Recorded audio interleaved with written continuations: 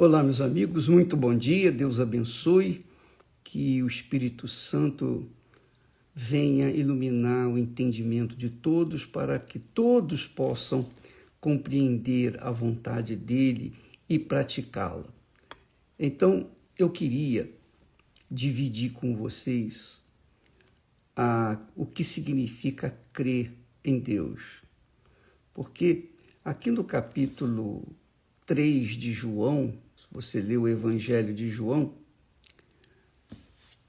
você vai verificar que o Senhor Jesus fala muito de crença, do crer. Ele começa falando com Nicodemos que ele tinha que nascer de novo. Ele falou que se ele não nascesse da água e do Espírito, ele não entraria no reino de Deus.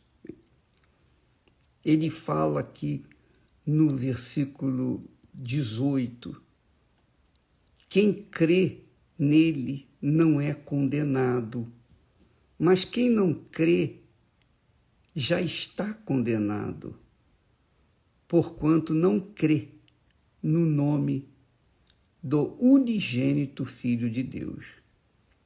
Então, e falamos ontem que no último versículo desse capítulo, que Jesus fala, quem crê no Filho tem a vida eterna. Quem não crê no Filho não pode ver, não vê a vida eterna.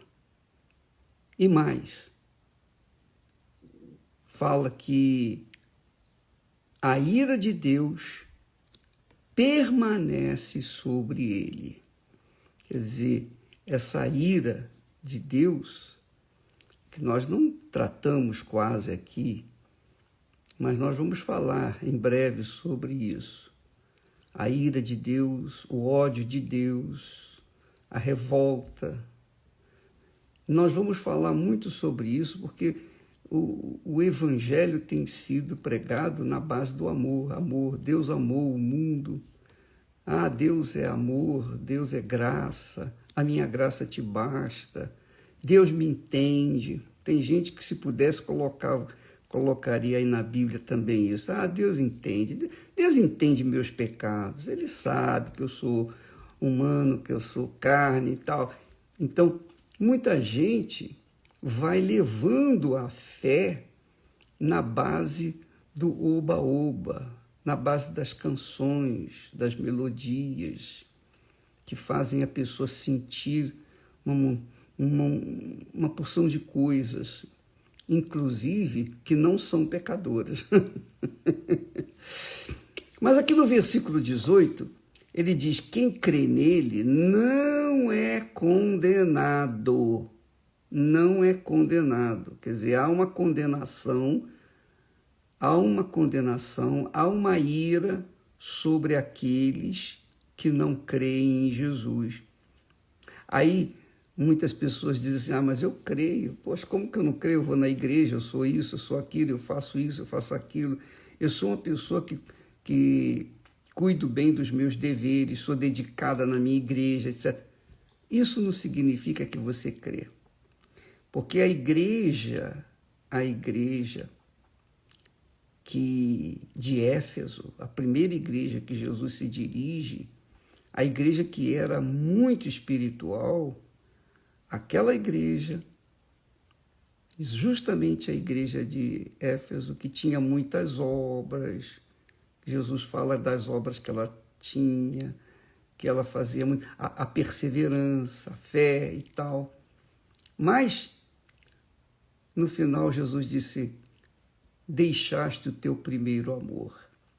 Então, que tipo de crença é essa? Que deixa o primeiro amor, que abandona o primeiro amor.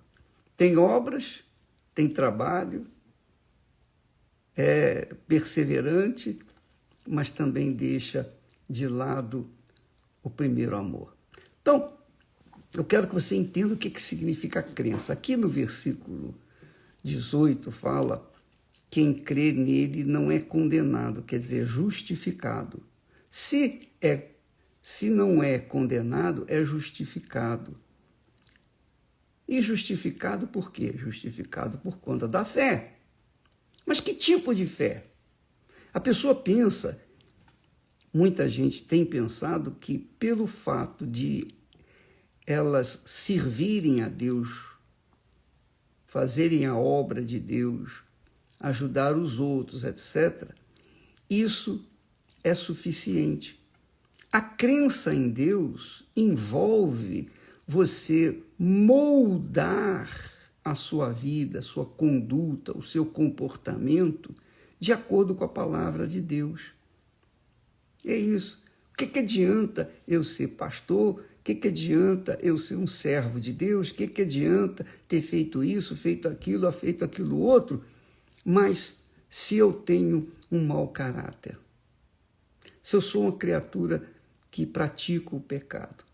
Se eu sou um mau marido, se eu sou um mau pai, se eu sou um mau servo, eu sirvo.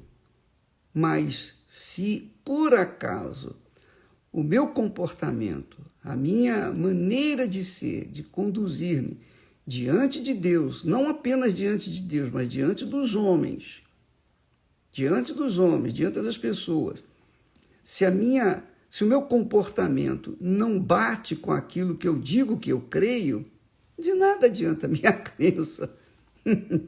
Não é verdade? O que adianta eu ganhar os outros para Jesus e perder a minha própria salvação? Não dá, não combina.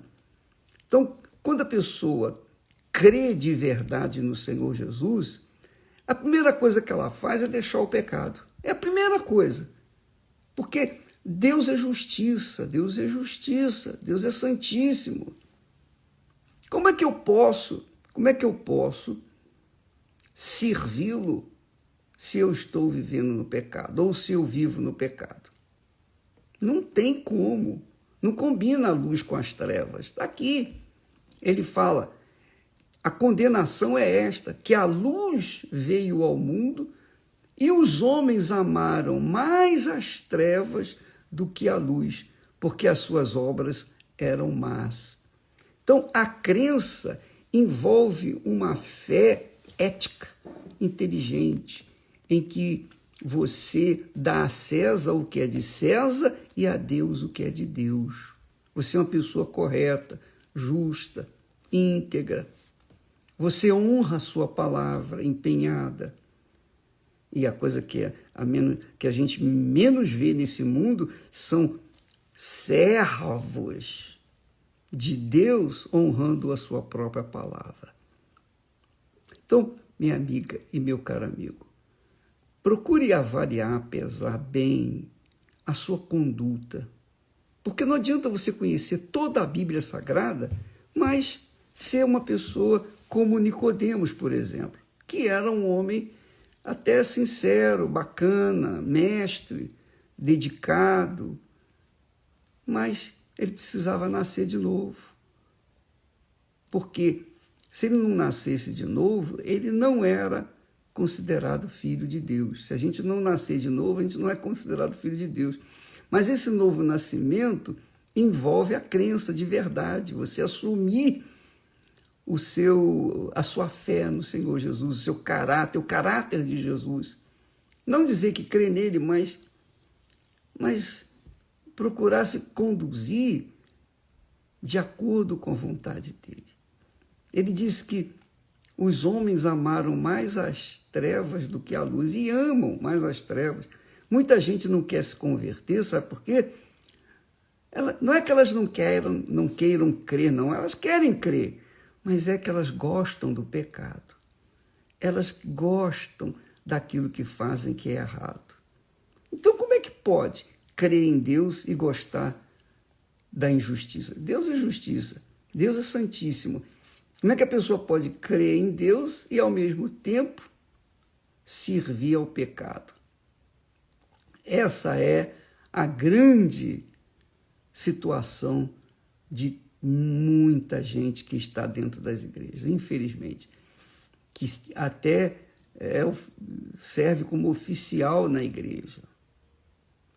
Minha amiga, meu amigo, não adianta nada, absolutamente nada, a gente dizer que crê e ter uma conduta errada. Não, você crê, quando você crê, você se molda de acordo com a sua fé, com a sua crença na pessoa que você crê.